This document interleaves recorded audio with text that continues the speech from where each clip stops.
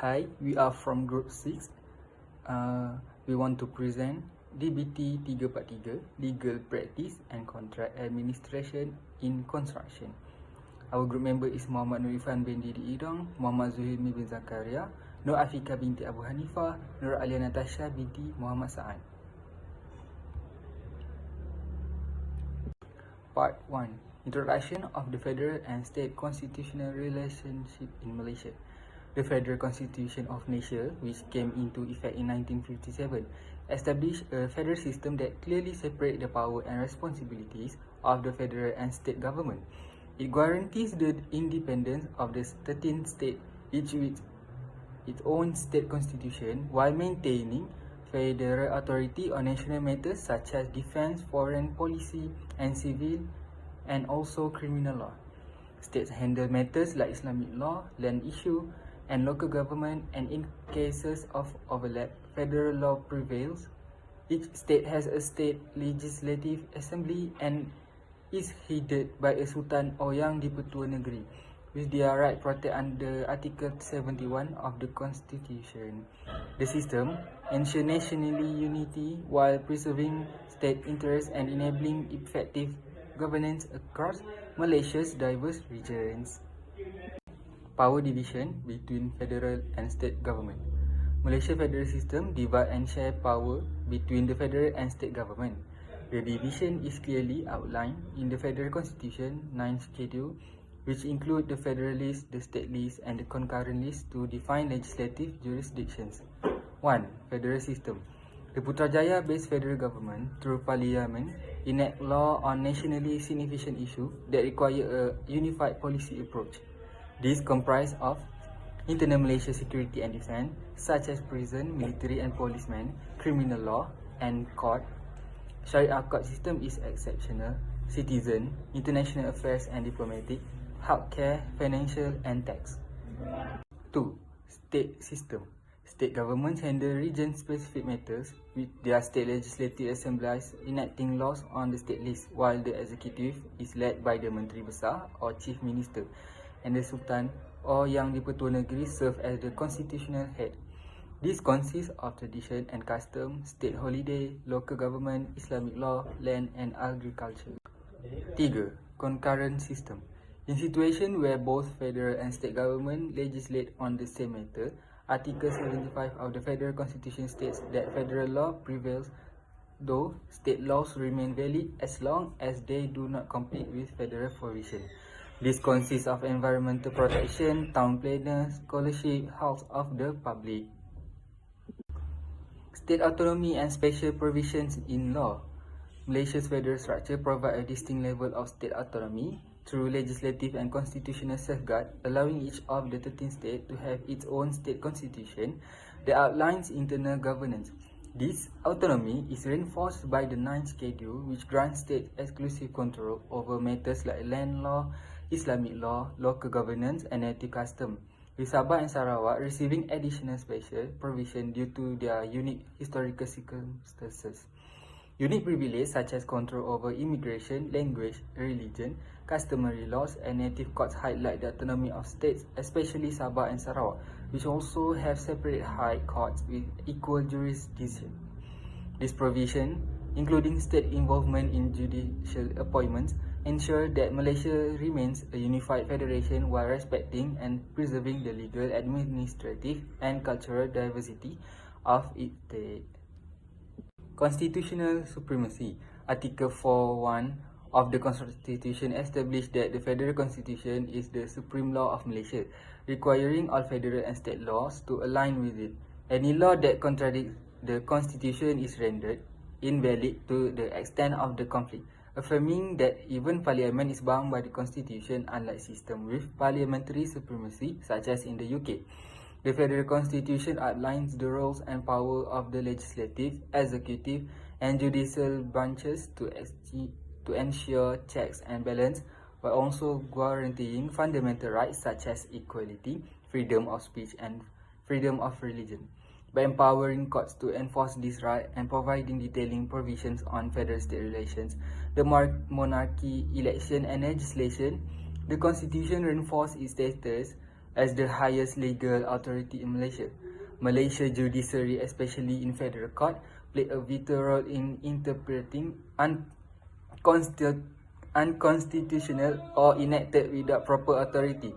This ensures that all branches of government operate with constitutional limits, reinforcing the rule of law, legal certainty, and the protection of individual rights. Conclusions. In summary, Malaysia's federal constitution is the supreme law that upholds governance, protects citizens' rights, and ensures all action align with constitution principles. Malaysia's federal system ensures clean power division, allowing federal and state governments to govern efficiently while respecting local needs and special state rights. Malaysia cooperative federalism enables joint governance and shared matters, with the constitution providing flexible solutions to resolve conflicts while upholding the rule of law. Ultimately, Malaysia's balanced framework upholds constitutional supremacy while respecting state autonomy, with the judiciary ensuring all action remains lawful and just. Next, we go to the part 2, entitled Defects and Defects Liability Period. For the introduction, the defect liability period (DLP) in construction contract refers to a specific duration of the project completion during which the contractor remains responsible for repairing any defects. These defects typically arise from poor workmanship, low quality material, or failure to meet contract specification. Under PWD 203A Clause 45.1, commonly used in Malaysian government project, the DLP lasts 12 months from the date of practical completion. During the period, the contract must address any defects identified by Superintending Officer (SO), failing which the SO may appoint others to carry out the work and recover the cost from the contractor. Similarly, PAM 2006 Clause 15.1, widely used in private out by the architect. If the contract fails to do so, the employer can hire others to complete the work and deduct the cost accordingly. In both contracts, a retention sum, a portion of the contract payment, is withheld until all defects are corrected, and ensuring contract accountability and protecting the client's interests. For the objective, number 1, to identify the process and procedure involved in managing defects on construction site throughout the defects liability period as described in PWD 203A and PAM 2006 Standard Form of Contract. Number 2, to compare the theoretical procedure specified in Standard Contract Form PWD 203A and PAM 2006 with real practice observing during a case study project. And last, to identify major similarity and difference between contract-based defects rectification method and real-life site implementation, as well as to assess the effectiveness of on-site defects management. Moreover, for the theoretical background for defects and defects liability period in PAM and PWD contracts, a defect in construction refers to any flaw in the quality, function, workmanship, or material in a complete project that fails to meet the specification outlined in the contract. The defects are evaluated based on the agreed design, relevant code of practice, and regulatory standard, and they ultimately undermine the principle of fitness for purpose. The idea that complete work should be suitable for its intended use. Defects are generally classified into 2 types. First, patent defects, which are visible and can be identified during routine inspection, and second, latent defects, which are hidden and may not become apparent until much later. To manage this issue, most construction contracts include a defects liability period (DLP), a specific period usually between 12 to 25 months after practical completion, during which the contract is contractually obligated to retain and rectify any identified defects. The ZRP is not a warranty, but rather a legal obligation that protects the employer hold the contractor accountable for ensuring the work quality and completeness. Under both PAM 2006 or 2018 and PWD 203A standard form of contract, the defect liability period DLP plays a vital role in post-construction quality control. In PAM contract, the DLP begins upon the issuance of Certificate of Practical Completion (CPC), during which the architect prepare a schedule of defects to be rectified by the contractor. A 5% retention sum is held from the contract value, with a 50% released at CPC and the remaining 50% upon the issuance of the final certificate, after all defects have been satisfactorily addressed. The PWD 203A stipulates a 12-month DLP from the date of CPC. The superintending SO oversees the defect rectification process and issue instruction to the contractor accordingly. If the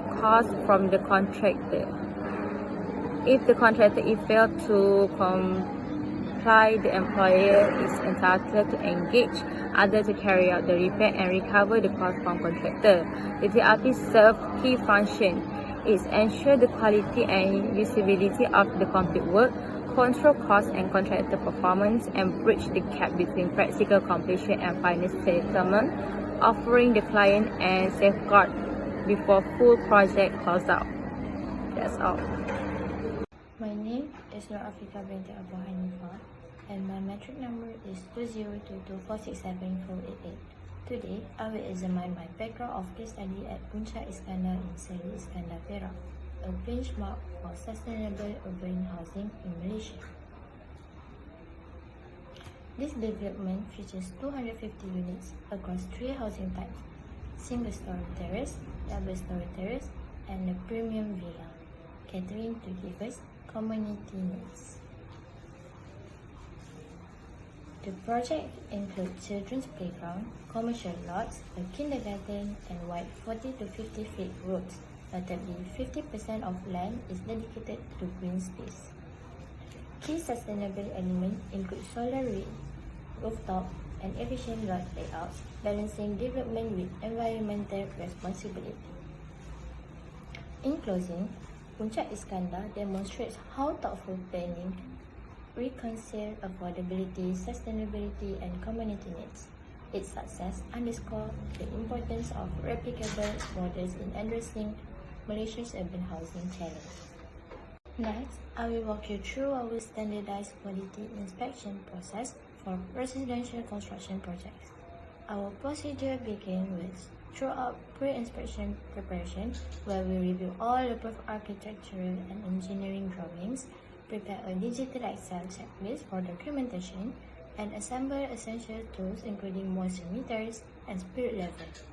For structural integrity verification, we focus on 3 critical criteria: ensuring wall vertical alignment remain with 5 mm per meter tolerance, confirming no crack width exceed 0.2 mm, and verifying all plaster finish are smooth without visible trowel marks.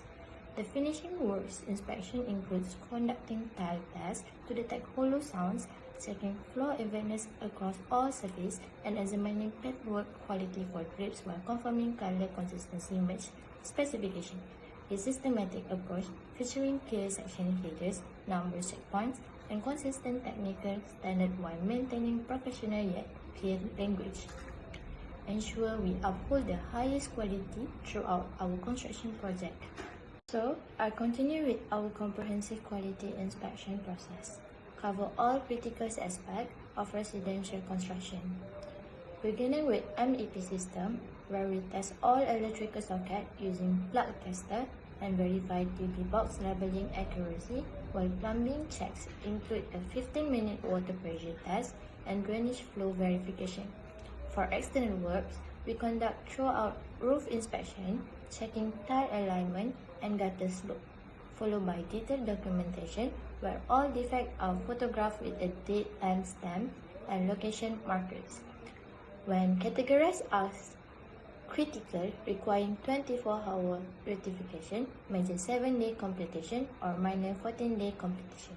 The process concludes with digital report, submission via the developer's portal, scheduling joins verification after rectification, and conducting a final sign-off inspection to ensure all quality standards are met before project completion. Different and similarities between process in theoretical and case study. First, similarities. For common objective, both aim to identify and rectify construction defects, post-complication, and maintain quality, safety, and usability. Defect identification. Defect identification. For theoretical, schedule of defects prepared by Artifact or SO. For case study, on-site inspection using electronic checklists with photos and timestamps. Defect classification.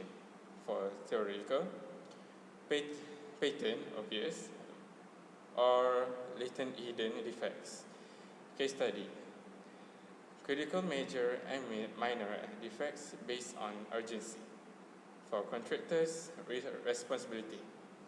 In both contractor must correct defects at no additional cost within a reasonable or specified time frame.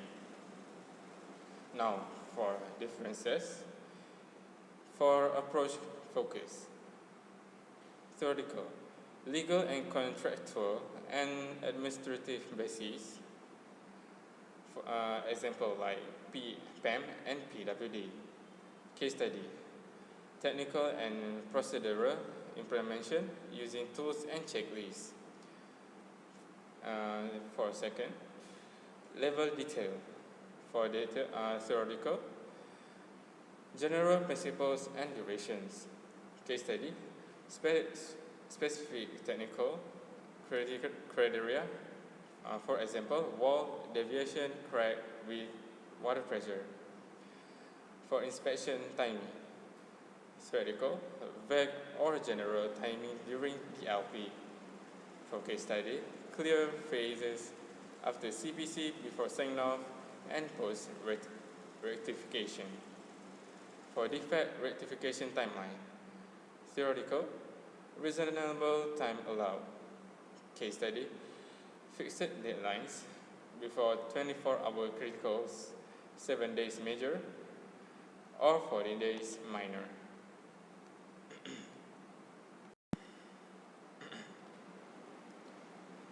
Defect liability period, DLP, in PAM and PWD contracts ensures completed works meet quality, safety, and usability standards, while the theoretical approach focuses on legal obligations and risk allocation.